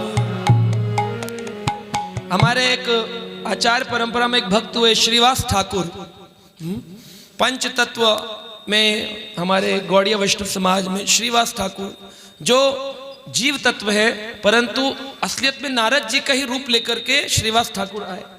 वो नारद जी का रूप लेकर श्रीवास ठाकुर आए। उनके घर में महारास हो रहा है और पुत्र गुजर गया है, और भगवान का महारास, और उसी घर में, उसी आंगन में, श्रीवास आंगन आज भी है, और वहां पुत्र गुजर गया है, पत्नी रो रही है। लेकिन भगवान चैतन्य महाप्रभु कृष्ण, जो कलयुग में चैतन्य महाप्रभु कृष्ण बन के आए, वो कीर्तन कर रहे हैं। पत्नी ने इतना भी नहीं सोचा कि मैं डांस रुकवा कर, कीर्तन रुकवा करके बता दूं कि तुम्हारे 5 वर्ष का बालक चला गया है। महाप्रभु नृत्य कर रहे थे, उदंड कीर्तन हो रहा था, लेकिन अचानक ही उनको एहसास हुआ कि इस घर में कुछ गड़बड़ है। तब भगवान आए। भगवान ने पूछा, श्रीवास क्या हुआ? बोले मेरा पुत्र गुजर गया है। बोले तो बताया क्यों नहीं? बोले महाप्रभु, आपके उस महारास में मैं कुछ भी विक्षेप उत्पन्न नहीं करना चाहता था, इसलिए मैंने कुछ कहा नहीं। देखिए, पुत्र गुजर जाने पर भी उफ नहीं निकली, इसको कहते असली गृहस्थ। यहाँ तो भगवान कोई दोष, इतनी माला करे हो गया है, शापा ही पै गया है, की हो गया। अरे भाई, वो ठाकुर जी को मतलब फोड़ दो, तोड़ दो, ये क्या है? कौन से तुम दुनिया में जी रहे हो? शापा तो तुमने पाया हुआ है, तुम्हारे खुद के कर्मों से तुमको मिल रहा है, भगवान ने कुछ नहीं किया। जैसी करनी वैसी भरनी। लेकिन असली भक्त होता है कि अगर मेरे कर्म से, मेरे प्रारब्ध से, मेरे संचित कर्मों से अगर कोई दुख उठ भी रहा है, कोई कष्ट आ भी रहा है, तो उसको हंसते हंसते झेल लिया जाए। एक दिन किसी ने पूछा, श्रीवास तुम कुछ काम क्यों नहीं करते? बोले जिसके आप हो उसको काम करने की क्या जरूरत है? बोले ऐसा थोड़ी होता है, ऐसे थोड़ी होता है। अगर किसी दिन तुमको भोजन ना पहुंचा तो क्या होगा? बोला नहीं नहीं, हमारी तो जिम्मेदारी है कि हम एक बार हरि बोल, दूसरी बार हरि बोल, तीसरी बार भोजन आ जाता है। बोले क्या बात कर रहे हो श्रीवास, ऐसे भोजन आता है? अगर कभी तीसरी ताली बजाई और भोजन नहीं आया तो क्या होगा? बोला मैं गंगा नदी में कूद कर प्राण दे दूंगा कि अब प्रभु ने मुझे त्याग दिया है। बोले नहीं नहीं श्रीवास, ऐसा मत करना, ऐसा मत करना। बोले महाप्रभु आप चिंता मत करो, ऐसा कभी नहीं होगा। बोले क्यों? बोले क्योंकि भोजन तो दूसरी ताली पर ही आ जाता है, तीसरी ताली तो मुझे आज तक बजानी ही नहीं पड़ी है। ठाकुर हमरे रमण बिहारी, हम हैं रमण बिहारी के। ठाकुर हमरे रमण बिहारी, हम हैं रमण, हाँ ठाकुर हमरे रमण बिहारी, हम हैं रमण बिहारी के।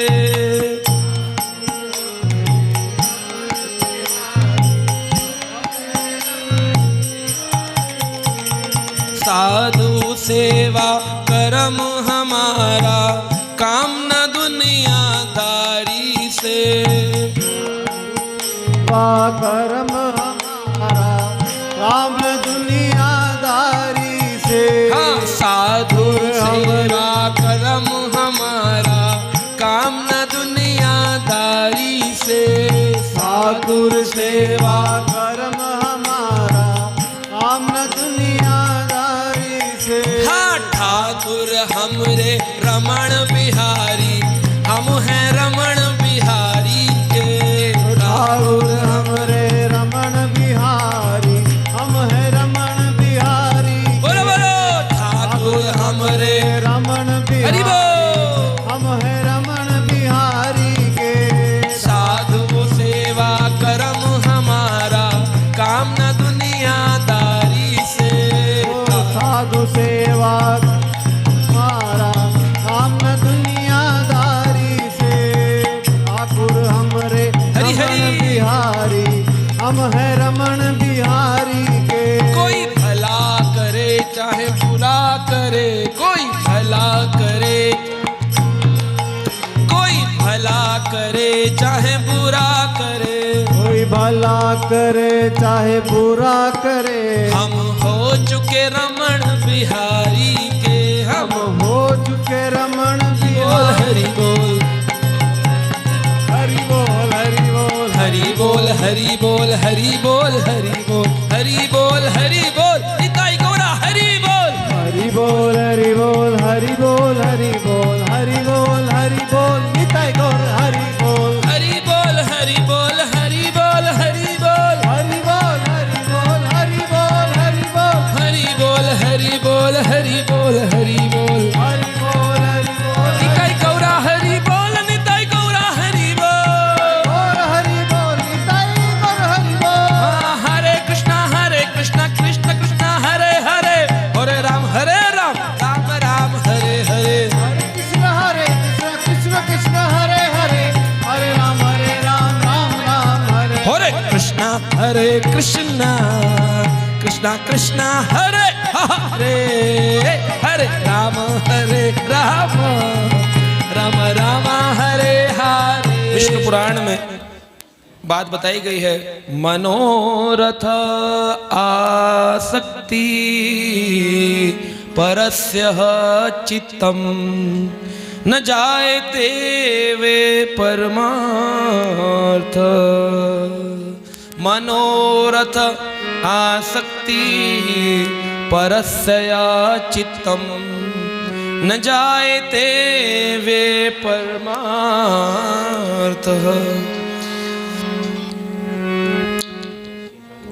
विष्णु पुराण में लिखा है मनोरथ आसक्ति। मनोरथ का अर्थ है जो मन के रथ पर चलते हैं। मनोरथ आसक्ति ही परस्य चित्तम, जिनके चित्त में अपने संसारी मनोरथ बहुत हैं, न जायते वे परमार्थ, वो परम अर्थ को कभी प्राप्त नहीं कर सकते। जिनके मनोरथ में संसारी चीजें घूम रही हैं, वो कभी मनोरथ भगवान को प्राप्त नहीं कर सकते हैं।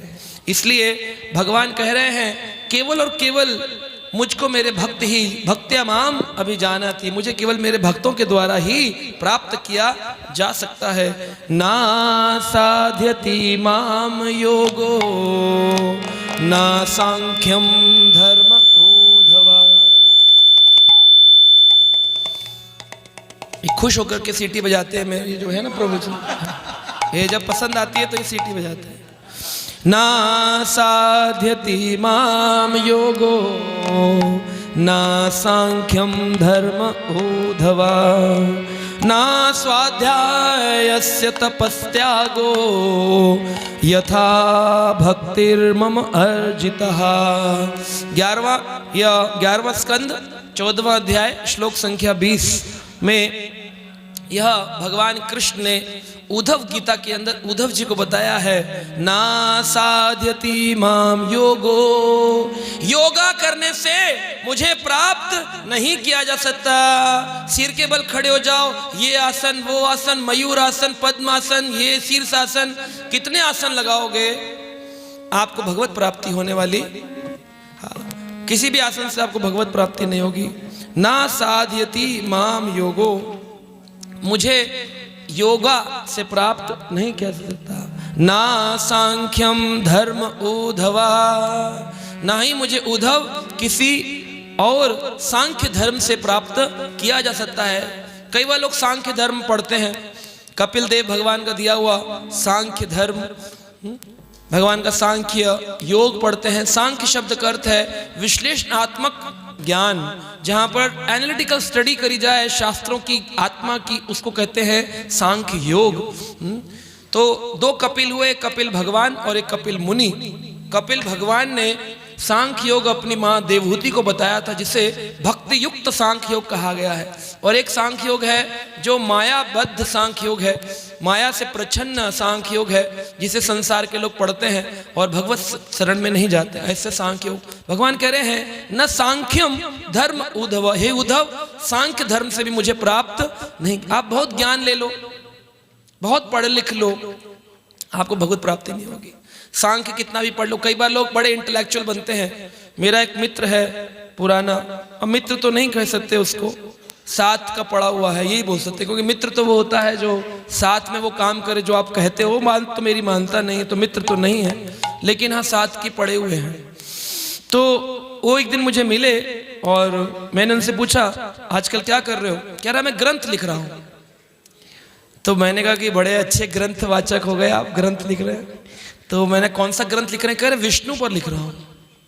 तो मैं तो सोचा कि बहुत उत्तम कोटि का भक्त बन गया होगा। मैंने कहा आप किस संप्रदाय से जुड़ गए? श्री माधव कुमार, हाँ किसी संप्रदाय से तो जुड़े होंगे, रुद्र हाँ किसी संप्रदाय। तो बोला नहीं मैं किसी संप्रदाय तो मुझे पता ही नहीं क्या होती है। मैं कहा फिर ग्रंथ कैसे लिखने बैठ गए? बोला मुझे राइटिंग का शौक था, मैंने अमेजन वालों से बात करी तो अमेजन वाले बोले आप लिख दो, हम छाप भी देंगे और बांट भी देंगे और बेच भी देंगे। तो आजकल अमेजोन पे ऐसे उल जुलूल लोग जो हमारे पेड़ों की संरक्षण की बजाय बड़े बड़े एनवायरमेंटलिस्ट, एनवायरमेंट की बात करने वाले पेड़ को काट कर किताब लिखते हैं। अरे भैया एनवायरमेंट क्या बात कर, तुम किताब लिख दी तुमने पेड़ काट के, तुम एनवायरमेंट की बात कर रहे हो। और फिर वो उनकी हजारों प्रतिलिपि छाप देते हैं, बिकती एक भी नहीं है। फिर अमेजोन पे ऐड डालते हैं, जब भी नहीं बिकती है उसके बाद किसी कार्यक्रम में आके कहते हैं तो बहुत महंगी, हम आपको फ्री में दे रहे हैं। एक्चुअली बिकी नहीं उसकी वो किताब। तो ऐसे बहुत ज्ञानी हो गए। कहते माया के दो सबसे बड़े भक्त हैं, प्योरेस्ट डिवोटी ऑफ माया। कौन है? एक साइंटिस्ट और एक फिलोसफर्स। और दुनिया उन्हीं की किताबें पढ़ती है फिलोसफर्स की। तो वो किताब लिख रहा है, ग्रंथ लिख रहा है विष्णु पे। मैंने सोच ही रहा था, तब तक हमारी जो कैब थी वो एक जगह पर रुकी तो उसने उतर करके सिगरेट जलाना शुरू कर दिया। तो मैंने कहा कि बहुत अच्छा ग्रंथ लिख रहे हो तुम। आप जो किताबें पढ़ते हो ना डाउनलोड मार मार के, ये सब सिगरेट और शराब पीने वालों ने लिखी होती हैं फ्रस्ट्रेशन में। एक व्यक्ति था, उसका नाम था डेनियल कार्ने। आप उसकी किताब पढ़ लेना जाकर के। बड़े बड़े किताब पढ़ने वाले अपने बच्चों को कहते हैं अंग्रेजी सीखनी है ना तो read novel, read this, read that, all clutter you are reading. If you are not reading the holiest scripture Shrimad Bhagavad Gita, you are only reading the clutter of the society. आप कचड़ा पढ़ रहे हैं, उस कचड़े को पढ़ के आपके दिमाग में केवल कचड़ा भरेगा, भगवत ज्ञान कभी नहीं आएगा, संतुष्टि कभी नहीं आएगी। आनंद की तो बात ही छोड़ दो, दुखी हो, दुखी थे और दुखी ही रहोगे जब तक गीता का ज्ञान नहीं होगा। कचड़ा छोड़ना पड़ेगा। अरे अध्यात्म में कितना ज्ञान है? बोले इतना ज्ञान है कि पूरी पृथ्वी को कागज बनाया जाए और जितने पेड़ हैं उतने पेड़ों की कलम बनाई जाए और समुद्र के जल की स्याही बनाई जाए, तब भी आप भगवान के ज्ञान को लिख नहीं सकते, तब भी कहेंगे हरि अनंत, हरि कथा अनंता। ये अनंत है, उस अनंत ठाकुर जी की कथा नहीं पढ़ेंगे। छोटी छोटी किताबें कबाड़ी वाले बेचते ना 100 रुपए 50 रुपए में रोड पे नेहरू प्लेस में, वहां से उठा के बड़े नॉलेजेबल बनते हैं, सिगरेट हाथ में, एक ड्रिंक और किताब पढ़ रहे, नॉवेल पढ़ रहे हैं, नॉवेलिस्ट बन रहे हैं। आपने पढ़ा क्या? Do you know who are you? Do you know who is God? क्या भगवान कौन है? तुम कौन हो? इतना ज्ञान भी नहीं है और कहते हैं हम नॉवेलिस्ट हो गए, एनवायरमेंटलिस्ट हो गए, साइंटिस्ट हो गए। ये माया के सबसे बड़े भक्त हैं, purest devotee of Maya, philosophers. तो इसलिए ये सब पढ़ के भगवान कह रहे हैं मुझे प्राप्त नहीं कर सकते। विष्णु पे ग्रंथ लिख रहा है, सिगरेट पी रहा है। कितने लोगों ने भजन गाए वो मदिरा पान करते हैं, आपको तो नहीं पता। उनकी सीढ़ी में लोग जाते हैं, बड़े लाइट ऑफ करके गाने से लोग कहते वाह हम कंसर्ट में गए थे। अरे मैं कंसर्ट में जाने वालों से कंसर्न्ड हूं कि अरे तुम अपना जीवन क्यों खराब कर रहे हो। कीर्तन में तो ऐसे बैठ जाएंगे और गजलों में आनंद आ गया, आनंद आ गया। ये सब लोग नरकवासी हैं, सारे के सारे ये नरक में प्रवेश पाएंगे। क्या कर सकते हैं? समझाने पर वो ना समझे, मेरी समझ में वो ना समझे। समझ समझ कर समझ को समझो, समझ समझना भी एक समझ है। समझ समझ कर जो ना समझे, मेरी समझ में ना समझे, वो ना समझ, क्या कर सकते हैं? तो इसलिए ना साध्यति माम योगो ना सांख्यम धर्म ऊर्ध्वः ना स्वाध्याय तपस्त्यागो। 3 चीजें होनी चाहिए। स्वाध्याय, शास्त्र पढ़ो, तपस्या, सुबह जल्दी उठो, मदिरा का त्याग करो, ये नशा पान खाना पीना त्याग करो, तपस्त्यागो यथा भक्तिर्मम अर्जितः, तब तो मुझे अर्जित कर पाओगे केवल और केवल भक्ति से, शास्त्र के स्वाध्याय से, तपस्या से और त्याग से। कहां लिखा है भगवान ने? भोग से। एक संस्था आगे कहती इतना भोग करो, इतना भोग करो, इतना भोग करो कि तुम्हारी भोगने की इच्छा ही खत्म हो जाए। ऐसा कभी होगा? कभी खत्म नहीं होगी। 4 गुलाब जामुन आज खाए, उल्टी करेगा ना, फिर भी अगले दिन गुलाब जामुन खाएगा। तो भोग करो, भोग करो, भोग करो, इतना भोग करो कि भोगने की इच्छा खत्म हो जाए। ये कभी हुआ है न होगा। जितना भोगोगे उसको भोगने की अभिलाषा बढ़ती ही जाएगी। तो इसलिए जैसे खुजली होती है, उस खुजली को जितना खुजाओगे उतनी और खुजली बढ़ेगी। डॉक्टर कहता है, जो डर्मेटोलॉजिस्ट होता है, यार please do not scratch, scratching करोगे ना तो ये तुम्हारी बीमारी बढ़ जाएगी। इसलिए जो तुम्हारी भोग प्रवृत्ति है, उस भोग प्रवृत्ति का त्याग से भला होगा, भोग से भला नहीं होगा। तो भोगवान बनना है कि त्यागवान बनना है? त्यागवान बनना है। अच्छा, आप मैं को एक उदाहरण पूछता हूं। यहाँ पे कई सारे बुद्धिशाली लोग बैठे हुए हैं, इंटेलेक्चुअल पीपल आर हियर। मैं एक प्रश्न पूछता हूं, उत्तर तो मुझे पता है वो नहीं दे पाएंगे, लेकिन फिर भी मैं पूछ रहा हूं कि आप बताइए कि आपने एक पानी पिया, आप गर्मी से आ रहे थे, बहुत गर्मी पड़ी थी बाहर, और गर्मी के मौसम में आप उस स्क्रॉचिंग हीट में, उस तपती गर्मी में आप आए और आकर के आपको प्यास लगी है, लेकिन आपको साथ में यूरिन पास करने की इच्छा भी है, आपको बहुत जोर का प्रेशर है। तो इस समय आप पानी पिएंगे या पहले त्याग करेंगे? पहले त्याग करेंगे। त्याग करने जाएंगे, उसके बाद पानी पिएंगे। अब आपने से पूछा जाए आपको ज्यादा आनंद किस में आया?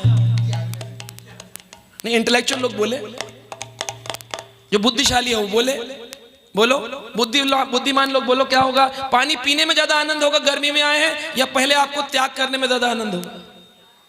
प्रेशर बहुत तेज था, अब इस समय और पिएंगे तो दर्द होगा, तो त्यागने में बहुत आनंद हुआ, पीने में उतना नहीं हुआ। तो क्या हुआ? त्याग में ज्यादा है कि भोग में ज्यादा है?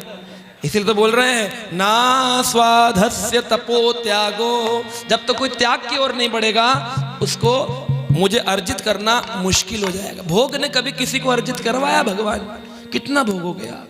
इतना भोगते भोगते भगवान से भी भोगने की इच्छा ही मांगते हैं। ठाकुर जी इतना देना, हमारे घर में रखने की जगह ना हो, यही तो बोलते हैं, इतना देना रखने की जगह ना हो। फिर इन्हीं के बच्चे बाहर निकाल देते हैं, कह रहे हाँ तुम्हें रखने की जगह नहीं है। क्योंकि इन्होंने जब टाइम था तब तो IIT पढ़ा रहे थे, अब बच्चों को, माँ बाप को बाहर निकाल रहे। एक मुझे फोन आया, NGO बोल रहे थे कि आप आइए प्रभु जी। मैं वहां गया, प्रवचन दिया, लोगों से मिला, बुजुर्गों से। तो उसमें एक बुजुर्ग थे, बड़े पढ़े लिखे व्यक्ति थे। बोले आपको पता है मेरे साथ क्या हुआ? मैंने कहा बताइए। उनको कचड़े के डब्बे से उठाया गया। कहां से? जो बड़े बड़े होते हैं ना, लगे होते कॉर्नर्स पे ट्रक, बड़े ट्रॉलीज होती हैं, उसमें कचड़ा डालते हैं, उस कचड़े के डब्बे से वो प्रभु जी को प्राप्त किया गया था। कौन, किसने फेंका? बोले हमारे ही पुत्र ने हमको मारा, मारने के बाद हमको पैक किया, पैक करके बुजुर्ग व्यक्ति को लाकर के कचड़े में डाल दिया और फोन कर दिया कि देखो एक व्यक्ति पड़ा मुझे दिखा है, मैं बड़ा कृपालु हूं, मैं बड़ा दयालु हूं, कृपया कर उनको उठा लीजिए भाई साहब को, उसके लिए मैं आपके अकाउंट नंबर पे इतना पैसा भेज रहा हूं, डोनेशन चैरिटी दे रहा हूं। तो बड़ा वो दानवीर बन रहा था, लेकिन उसके पिता ने बताया नहीं कि जिसने दान दिया है वही मेरा पुत्र है ना। बहुत लोग मिलते हैं मेरे को, एक तो मेरे को मिलते हैं वो हमेशा यही पूछते रहते हैं, प्रभु जी हमारा अंतिम संस्कार कौन करेगा? हम तो इस बात के चिंतित हैं, आप बोलो कितना लाख रुपए चाहिए ले लो, लेकिन हमारा अंतिम संस्कार आप कर दो। ऐसे भी लोग घूम रहे पीछे मेरे, कह रहे विल में आपका नाम लिख देंगे ताकि हमारी बॉडी को कोई और छुए ना, क्योंकि पुत्र को पता ही नहीं है, पुत्र पहले दिन में अग्नि लगा के सारे काम करके निकल जाएगा, आप तड़पते हो तड़पते रहो, आत्मा घूमती रहती है। तो संस्कार बहुत खराब हो चुके हैं।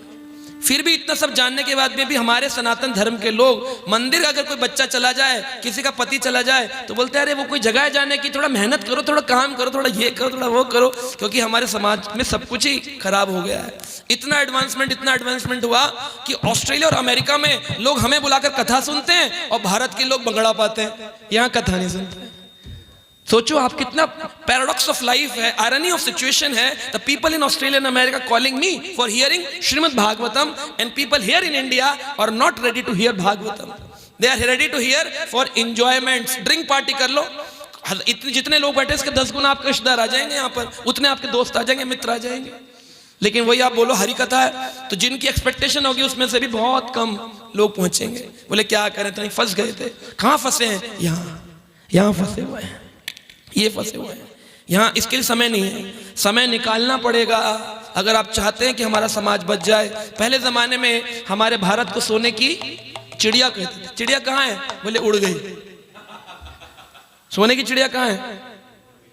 एडवांसमेंट के जमाने में एडवांसमेंट होते होते कहां तक पहुंच गए? महाभारत का जब युद्ध हुआ, राजसूय यज्ञ के अंदर उस काल में सोने की थाली में भोजन खिलाया जाता था। फिर घटते घटते चांदी की थाली आ गई, फिर घटते घटते ब्रास की थालियां आ गई, फिर घटते घटते मिट्टी के बर्तन आ गए, फिर घटते घटते स्टील आ गई, अब घटते घटते पेपर प्लेट आ गई है। कागज की प्लेट में खाते, थर्माकोल वाली में सबसे निकृष्ट तत्व थर्माकोल, उसमें खा रहे हैं लोग खाना पार्टियों में खड़े होकर, जूते पहनकर, और कह रहे हैं हम समझदार हैं। जूते पहनकर कौन खाना खाता है? सोचो आप। शूज पहनकर गिद्ध भोजन होता है। गिद्ध जो होते हैं वो आकर किसी मृत शरीर पर मुंह मारते हैं, डग डग डग डग डग डग खाते हैं खाना। जल्दी बहुत होती है उनको, गिद्धों को। उस स्थिति में हमने अपने एडवांसमेंट को पहुंचा दिया। Where we are leading towards. हम अपने सारे संस्कारों को भूलते आ रहे हैं। बैठ करके प्रेम से प्रसाद पाया जाता था, प्रभु के साक्षात दर्शन, प्रसाद। अभी क्या हो गया है? प्रसाद, प्रेत के साक्षात दर्शन। प्रेत दिख रहे हैं लोग, जूते पहनकर खाना खा रहे हैं, उनको जल्दी है। मैं समझ नहीं पाता हूं जा कहां रहे हैं। आप फ्लाईओवर के ऊपर खड़े होकर देखो जरा 2 मिनट, इधर से गाड़ियां इधर जा रही हैं, इधर वाली इधर जा रही है। मैंने कहा हो क्या रहा है? बोले ये तो टेंशन है, इधर वाले इधर जाना चाहते हैं, इधर वाले इधर जाना चाहते हैं। मैंने कहा मतलब? बोले when there is hot they want cold, when there is hot they want cold, when there is cold they want hot, every time they need which is not। हर समय उन्हें वही चाहिए जो नहीं है।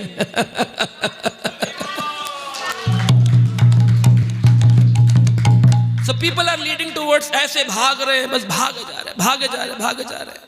और फिर घर जाकर टेप रिकॉर्डर में गाना बजा रहे, सीने में जलन, दिल में तूफान सा क्यों है, हर शहर में शख्स परेशान सा। और कहते इस दुख को केवल ड्रिंक उतार सकता है। श्रील प्रभुपाद जब अमेरिका गए, प्रभुपाद जी ने उस अमेरिका में जाकर वो नशे में रहने वाले लिप्त जो बच्चे थे, जिनकी सरकार उनको पढ़ा रही थी लेकिन उनको नौकरी नहीं दे रही थी, वो हिप्पी बन गए। हिप्पी क्यों बन गए? क्योंकि उनके बाल हिप तक आते थे, इसलिए वो हिप्पी कहलाने लग गए। तो हिप्पी हो गए, वो हिप्पियों को शराब पीने की आदत, मांस खाने की आदत, लेकिन उनको भजन की आदत नहीं। श्रील प्रभुपाद ने उन अमेरिकन बच्चों को क्या सिखाया? हरिनाम संकीर्तन सिखाया। और उसको सीख करके क्या हुआ? आज श्रील प्रभुपाद जी अकेले भारत से विदेश गए। एक बुजुर्ग 70 साल के व्यक्ति ने जाकर के ऐसी सनातन धर्म की स्थापना करी। आज 950 स्थानों पे मंदिर बने हुए हैं और पूरा विश्व आज इस्कॉन को देखता है। ये है सनातन धर्म को प्रचार करने वाली सोसाइटी।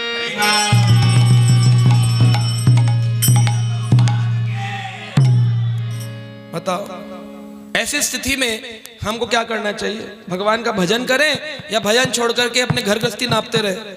असली गृहस्थी वही है जिसमें भगवान का भजन होता है। दंपत्यो कलो नास्ति तत्र श्री स्वयं आगतः। भगवान कह रहे हैं जिस घर में कलेश नहीं होता उस घर में मैं स्वयं आता हूं। दंपत्यो कलेशो नास्ति तत्र श्री स्वतम आगत। लक्ष्मी अपने आप खींची चली आती है। बोले इस घर में रहूंगी क्योंकि इस घर में क्या नहीं होता? क्लेश नहीं होता। जिस घर में क्लेश नहीं है वहां लक्ष्मी जी अपने आप आएंगी। आपको लक्ष्मी पूजन के लिए अलग से पूजा करने की जरूरत नहीं। केवल क्लेश बंद कर दो। वो क्लेश कैसे बंद होंगे? जब तक आपके जीवन में भगवत नहीं आएंगे, हरि नाम नहीं आएगा, तब तक आपके जीवन में वह क्लेश समाप्त होने वाले नहीं। भगवान का नाम इतना शक्तिशाली है, ये ऐसा नशा है। जैसे अभी कुछ लोग भक्तों को नृत्य करता वो देखकर सोच रहे थे ये पागल हो गए हैं। देखो इनके इस्कॉन वाले पागल हो गए हैं, कैसे पागलों की तरह नाच रहे हैं, है? अरे नाच तो रहे हैं, बैठे बैठे दुखी तो नहीं हो रहे? दुखी हो रहे बैठे बैठे, नाच तो रहे। हम कहते हैं हमारे दिमागों में हरि नाम के लच्छे हैं। हमें पागल ही रहने दो, हम पागल ही अच्छे हैं। हरे कृष्णा कृष्णा कृष्णा हरे हरे, हरे राम राम राम हरे हरे।